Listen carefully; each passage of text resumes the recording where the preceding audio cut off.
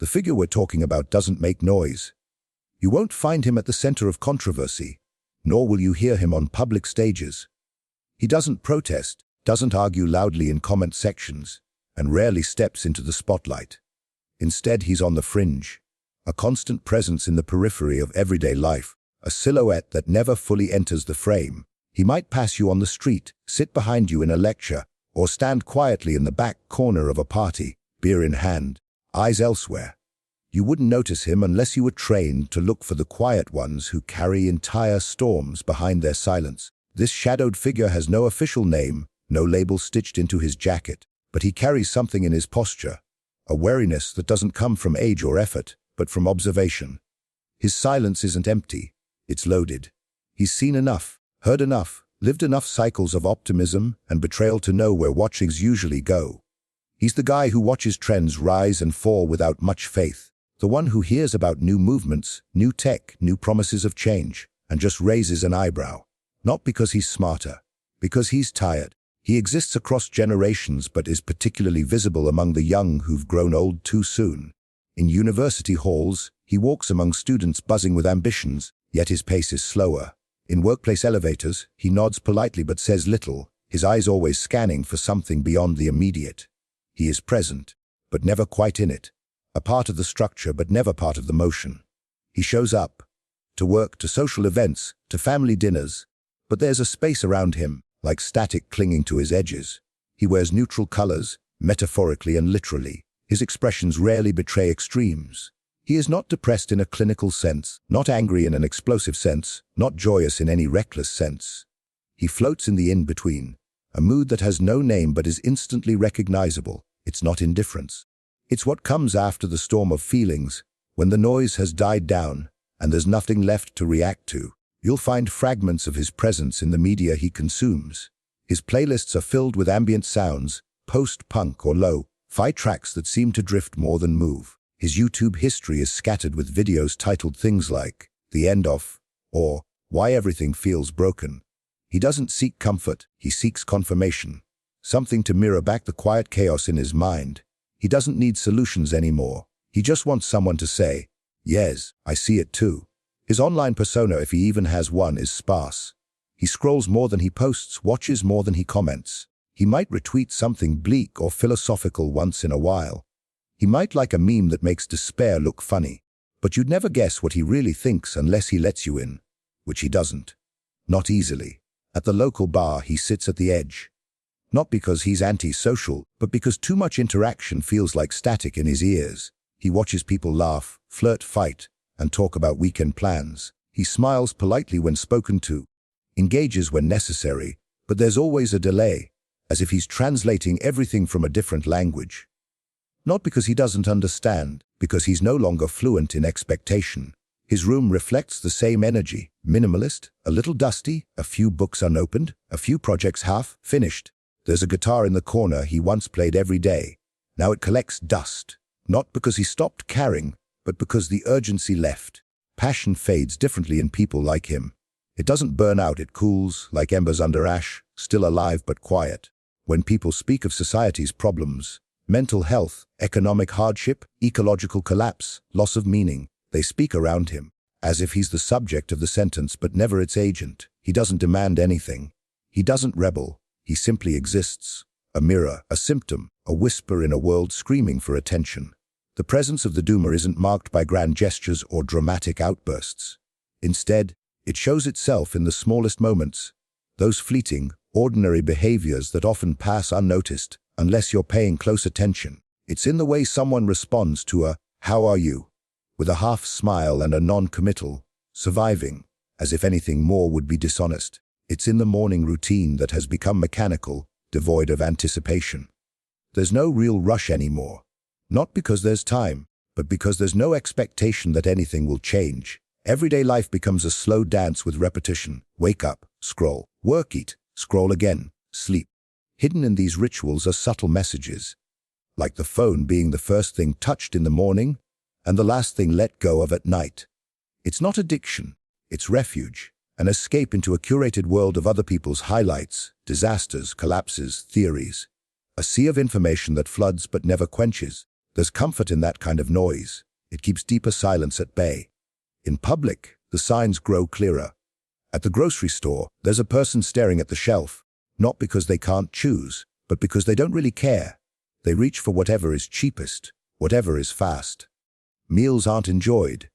They're functional. The idea of cooking once stirred creativity, now it feels like a chore. One more task between fatigue and the next distraction. You see it in the walk, too, not hurried, not relaxed, just there. A pace that matches the mood of a life lived more out of habit than conviction. The conversations are different. When others talk about dreams, travel plans, or future homes, the doomer nods along, but his responses float in a different register. "That'd be nice," he might say. Not sarcastically, just distantly. He's not mocking the optimism of others. He simply doesn't share it anymore. Not fully. He's seen too many plans dissolve, too many futures collapse under the weight of reality. It's not that he believes nothing is possible.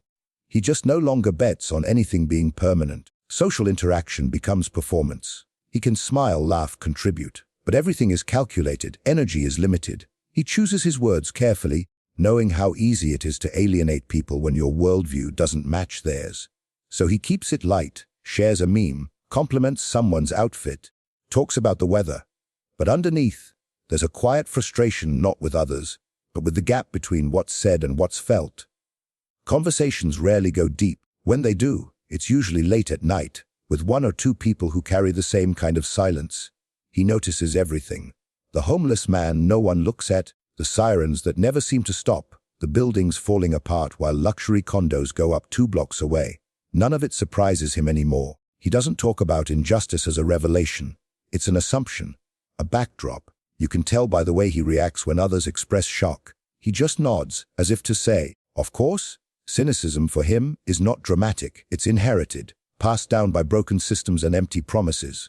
There are physical signs too. The cluttered desk, the unfinished notebooks, the unread messages left unseen. Not because he's rude, because he doesn't have the energy to reply with the usual performative cheer. His room might have blackout curtains that stay closed all day, even when the sun shines. Not because he hates the light, because the world outside feels too loud, too fast, too unreal. Even leisure has changed. Once, hobbies were escape and expression. Now they're background noise. A video game started, not finished. A book with a bookmark stuck somewhere in the first third. A journal with one angry entry and blank pages after. There's a disconnection between intention and action, desire and execution.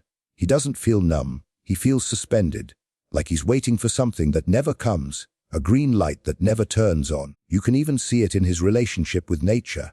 He might go on walks, sit by a lake, watch the clouds. But even those moments of peace carry weight. He sees beauty, yes, but also loss, melting glaciers, rising seas, forests disappearing in real time. The birds still sing, but he wonders for how much longer. Nature doesn't reassure him. It reminds him that time is running out. The doomer doesn't arrive from nowhere. He is the product of layers. Layers of cultural drift, social disintegration, and unrelenting historical noise. He is not a reaction to a single moment, but the echo of many.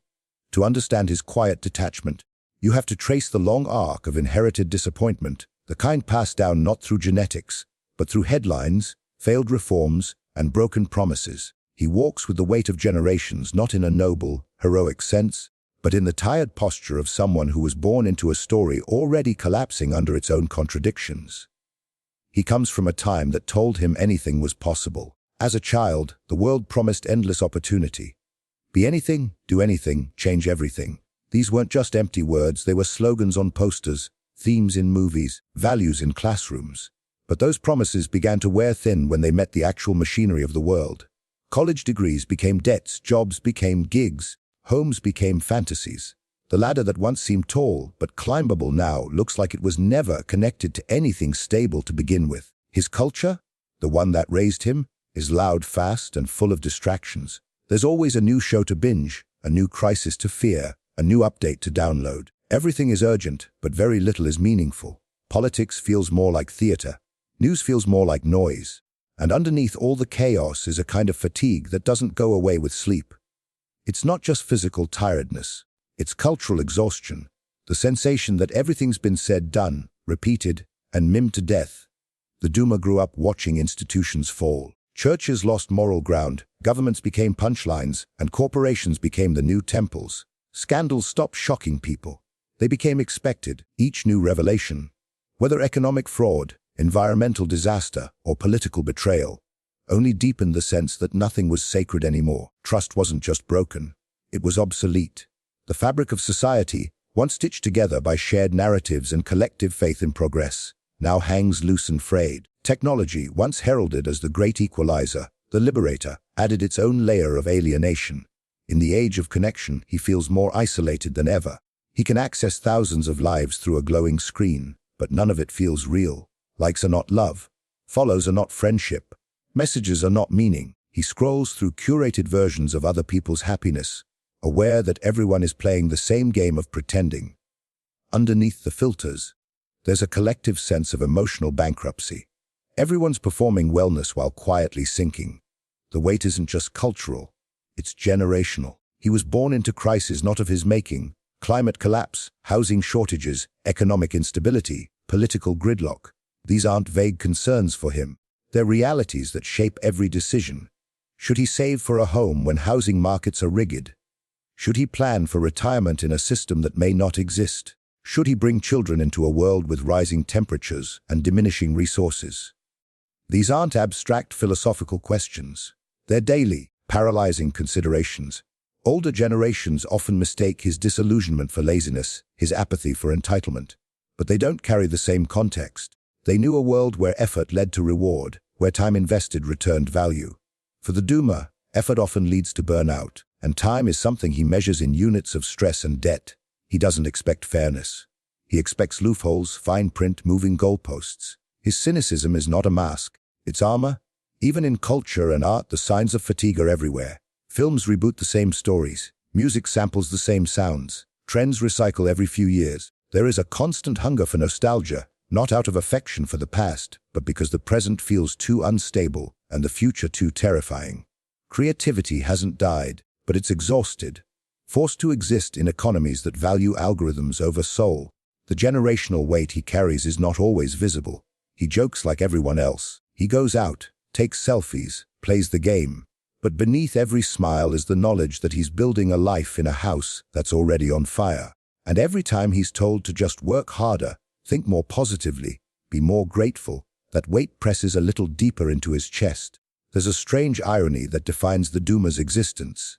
He sees more than most, understands more than he lets on, yet does less than he wishes he could. It isn't because he lacks intelligence or ambition.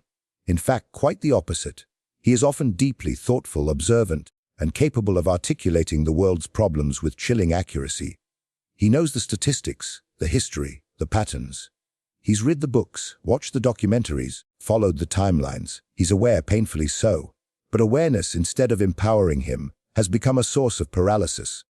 There's a specific kind of fatigue that comes from knowing too much and feeling like you can't do anything about it. That knowledge sits in his bones like a quiet weight. It doesn't scream. It whispers constantly in the back of his mind. Every time he tries to move forward, to act, that whisper becomes a question. What's the point? He sees corruption as systemic, inequality as engineered, collapse as inevitable. With each layer of awareness, the structure around him looks less like something that can be fixed and more like something already too far gone. He's not a nihilist by nature, but when all roads seem to loop back to the same dysfunction, optimism starts to feel like delusion. This isn't a philosophical posture. It's a lived reality. He's tried before. He's voted, signed petitions, joined causes, supported initiatives. He's spoken up in rooms, offered solutions, poured energy into projects meant to spark change. But each time, the outcomes were the same: minimal impact, slow erosion, or outright collapse. Over time, the energy that once propelled action turned into a quiet, internal retreat. He didn't stop caring. He just stopped believing that care was enough. The paradox sharpens when he looks at others. Some are blissfully unaware, living with blind confidence in institutions and narratives he knows to be fractured. Others are aware like him, but channel it into activism, art, or movement. He respects that, envies it even. But he can't replicate it. Their fire reminds him of his own that once burned bright, before it dimmed into embers. When he watches others fight for a better world, he feels both admiration and alienation. He supports them, but from the sidelines, A part of him wants to rejoin the battle. Another part whispers, it's already lost. He often dwells in contradictions. He wants connection but avoids people. He craves meaning but resists belief systems. He yearns for change but doubts its permanence. Every solution he encounters comes with caveats. Every ideology has its hypocrisies. Every hope carries with it the shadow of past failures. He wants to believe that things can get better, but he also wants to protect himself from the crushing weight of another disappointment.